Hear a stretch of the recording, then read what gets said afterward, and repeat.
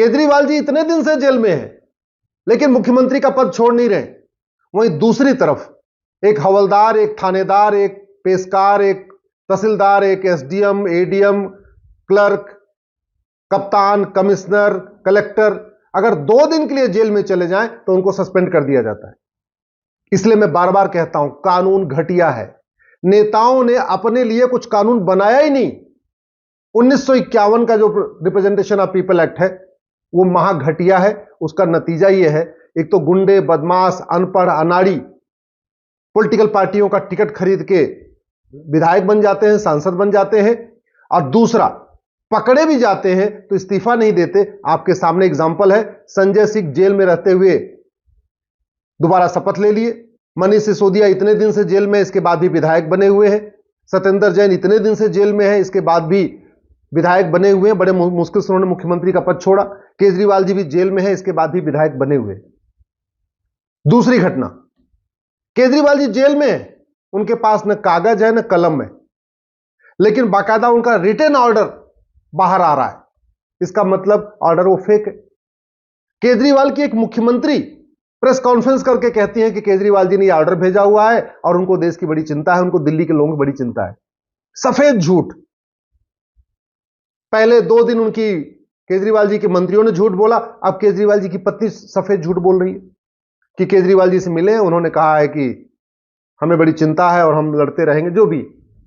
चलो, एक बार केजरीवाल जी की अगर पत्नी कुछ कहती है, बात समझ में आती है, चूंकि मिल के आती है, लेकिन उनके मंत्री तो सफेद झूठ बोलते रहे। जानते क्यों बोलते हैं? क्योंकि कानून घटिया है। भारत में झूठ बोलना पाप तो है, लेकिन झूठ बोलना गंभीर अपराध नहीं है।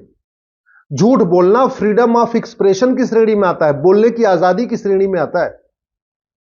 कभी संविधान निर्माताओं ने सोचा नहीं था कि जो वो फ्रीडम ऑफ एक्सप्रेशन संविधान में दे रहे हैं, बोलने की आजादी दे रहे हैं, इससे झूठ बोलने की आजादी लोग उसको मान लेंगे।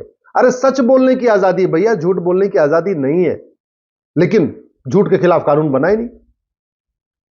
झूठ पकड़ने के लिए पूरी दुनिया में नार्को पॉलीग्राफ ब्रेन मैपिंग कानून बन गया, हमारे देश में नार्को पॉलीग्राफ ब्रेन मैपिंग कानून नहीं है।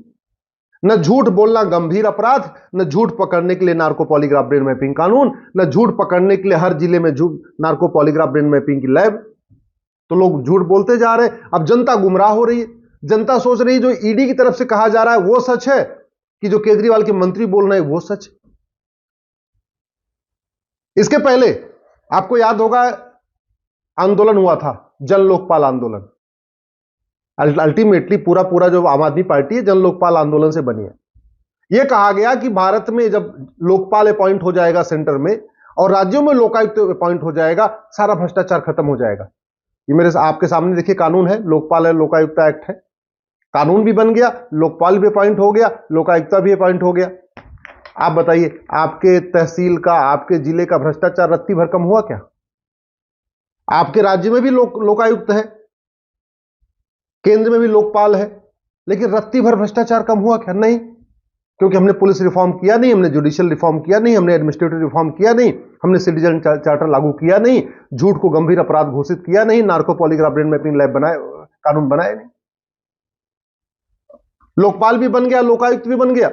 दिल्ली में भी ये लोकपाल है, आपके राज्य में भी होगा, लेकिन लेखपाल वैसे ही लूट रहा है, कानून को वैसे ही लूट रहा है, हवलदार वैसे ही ले रहा है जैसे ले रहा था, आज भी ले रहा है, थानेदार पहले जैसे लेता था आज भी ले रहा है, पेशकार पहले लेता था आज भी ले रहा है, तहसीलदार पहले ले रहा था आज भी ले रहा है। तो जो सिस्टम था वो वैसे ही चल रहा है। खनन माफिया आज भी वैसे ही काम कर रहे हैं, बालू माफिया आज भी वैसे ही काम कर रहे हैं, सड़क माफिया आज भी वैसे ही काम कर रहे हैं, टेंडर माफिया आज भी वैसे ही काम कर रहे हैं, रेल माफिया आज भी वैसे ही काम कर रहे हैं। मैं कहता हूं ना, डॉक्टर बदलने से बीमारी ठीक नहीं होगी। कानून बन गया, एक लोकपाल आ गया, लोकायुक्त भी आ गया, तो 2 नए और डॉक्टर बन गए, लेकिन दवाई तो घटिया पहले वाली रही। अल्टीमेटली हमने भ्रष्टाचारियों की 100% प्रॉपर्टी जब्त करने, नागरिकता खत्म करने, उनको आजीवन कारावास, फांसी का कानून तो बनाया नहीं। हमने फटाफट झूठ पकड़ने के लिए नार्को पॉलीग्राफ ब्रेन मैपिंग बनाया नहीं। हमने जस्टिस विद इन ईयर तो लागू नहीं किया कि साल भर के अंदर सजा हो जाए, वो व्यवस्था तो हमने किया नहीं। अच्छा, केजरीवाल बार बार ईमानदारी की बात कर रहे हैं, उनके मंत्री भी ईमानदारी की बात कर रहे हैं।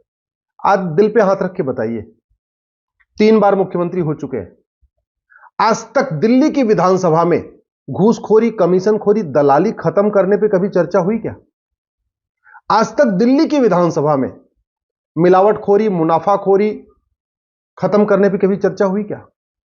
कालाबाजारी खत्म करने पे कभी चर्चा हुई क्या? जमाखोरी रोकने पे कभी चर्चा हुई क्या दिल्ली की विधानसभा में? अच्छा चलो, आप ये भी कहेंगे कि दिल्ली तो पूर्ण राज्य नहीं है, इसलिए केजरीवाल को कानून बनाने की पावर नहीं है। हाँ, केजरीवाल को कानून बनाने के सारे मामलों में पावर नहीं है, लेकिन भ्रष्टाचार खिलाफ कानून बनाने की पावर है।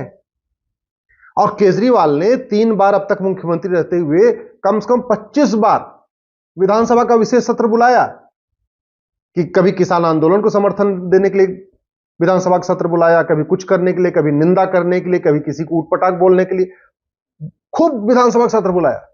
लेकिन आप बताइए, आज तक घूसखोरी, कमीशनखोरी, दलाली, जमाखोरी, मिलावटखोरी, कालाबाजारी, मुनाफाखोरी के खिलाफ कभी दिल्ली विधानसभा में चर्चा हुई? कभी भ्रष्टाचार को जड़ से खत्म करने पर दिल्ली विधानसभा में चर्चा हुई? कभी कालाधन, हवाला को कैसे खत्म किया जा सकता है उस पर चर्चा हुई? चलो एक बार मान लेते हैं कि केजरीवाल के पास कानून बनाने की पावर नहीं है। अरे केजरीवाल के पास दिल्ली विधानसभा में चर्चा करके एक प्रस्ताव पास करने का तो पावर है। और चलो, दिल्ली विधानसभा में पूरी पावर नहीं, पंजाब में तो पूरी पावर है, पंजाब तो पूर्ण राज्य है। तो अगर वास्तव में केजरीवाल जी ईमानदार हैं, तो जो कानून वो यहां से नहीं बना सकते दिल्ली से, वो पंजाब में बना के पूरे देश को दिखा देते, देखो जी हमको यहां पूर्ण राज्य का दर्जा मिला, हम क्या एक से बढ़ के कानून बना रहे हैं। अगर पंजाब की पुलिस दिल्ली आके पत्रकारों को ले जाके गिरफ्तार कर सकती है, यूपी के पत्रकारों को उठा उठा के ले जा सकती है, तो इसका मतलब पंजाब पुलिस के पास इतनी पावर है, पंजाब पूर्ण राज्य है। चलो, दिल्ली में केजरीवाल के पास पुलिस नहीं है, पंजाब में है ना, और पंजाब की पुलिस आती है, कभी दिल्ली आती है, कभी यूपी आती है, कभी शामली आती है, पत्रकारों को उठा उठा के ले जाती है। तो इसका मतलब पंजाब की विधानसभा में कानून बन सकता था, क्यों नहीं बनवा दिया? कभी दिल्ली विधानसभा या पंजाब विधानसभा में माओवाद कैसे खत्म हो, नक्सलवाद कैसे खत्म हो, अलगाववाद कैसे खत्म हो, कट्टरवाद कैसे खत्म हो, इस पर चर्चा हुई क्या? कभी दिल्ली विधानसभा और पंजाब विधानसभा में खालिस्तान कैसे खत्म हो, खालिस्तानियों को कैसे खत्म किया जाए, इस पर चर्चा हुई क्या? कभी दिल्ली विधानसभा और पंजाब विधानसभा में जो विदेशी चंदा आ रहा है, विदेशी चंदे से पूरा धर्मांतरण का धंधा चल रहा है, कभी इस पर चर्चा हुई क्या? दिल्ली और पंजाब जबरदस्त धर्मांतरण हो रहा है। पंजाब में तो आपको खूब वीडियो रोज मिलते रहते हैं, किस तरीके से वहां क्रिश्चियन मिशनरीज धर्मांतरण कर रही है। पंजाब में दुनिया का चौथा सबसे बड़ा चर्च बन रहा है जालंधर में, दुनिया का चौथा सबसे बड़ा चर्च जालंधर में बन रहा है, और यह बन रहा है और केजरीवाल की सरकार देख रही है।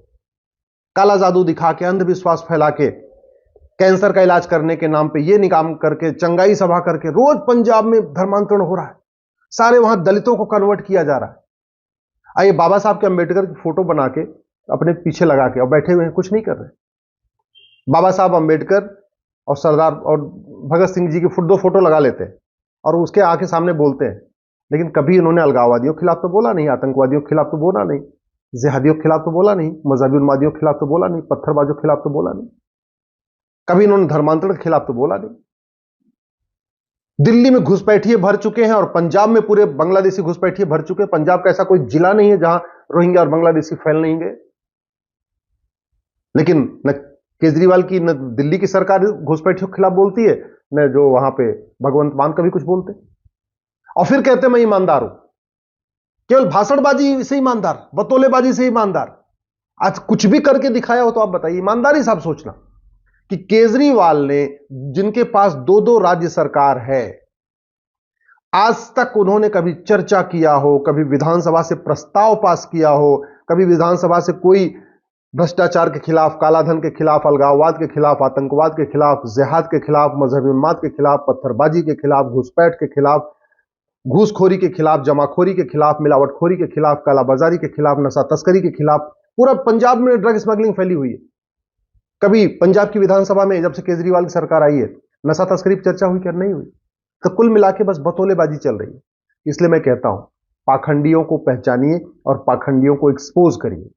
एक्सपोज करने का एक ही तरीका है, 5-5 हजार फेसबुक फ्रेंड बनाइए और कड़वा सच लिखना शुरू करिए। झूठे मीठ के कारण भारत बर्बादी की तरफ बढ़ रहा है। घुसपैठ के कारण, धर्मांतरण के कारण, भ्रष्टाचार के कारण, जनसंख्या विस्फोट के कारण भारत बर्बादी की तरफ बढ़ रहा है।